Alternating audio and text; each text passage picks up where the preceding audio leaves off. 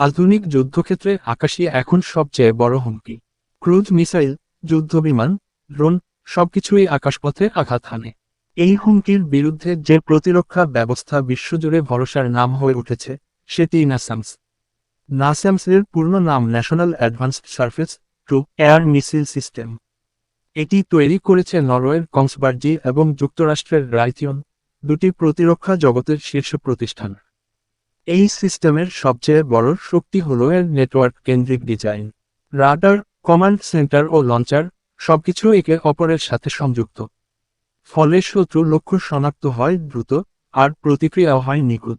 এনএএসটিএমএস মূলত মাঝারি পাল্লার আকাশ প্রতিরক্ষা ব্যবস্থা।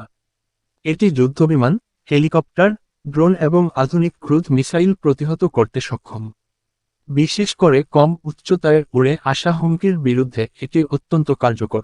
এই সিস্টেমে ব্যবহৃত হয় আধুনিক M120 ধরনের মিসাইল, যা আগে শুধু যুদ্ধবিমানে ব্যবহৃত হতো, এখন ভূমি থেকে উৎক্ষেপণ করে আকাশ শাসন করছে। নাসামসের আরেকটি বড় শক্তি হল এর মোবিলিটি। প্রয়োজনে দ্রুত স্থান পরিবর্তন করা যায়, যা একে শত্রুর জন্য আরও অনিশ্চিত ও ভয়ঙ্কর করে তোলে।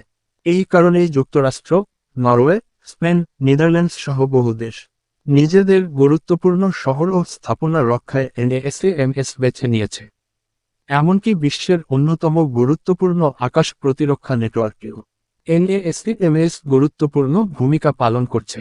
সব মিলিয়ে বলা যায়, এনএএসএমএস কোনো আক্রমণাত্মক অস্ত্র নয়, বরং এটি একটি নীরব পাহারাদার, যে আকাশে চোখ রাখে 24 ঘন্টা, আর হুমকি দেখলেই দেয় নির্ভুল জবাব।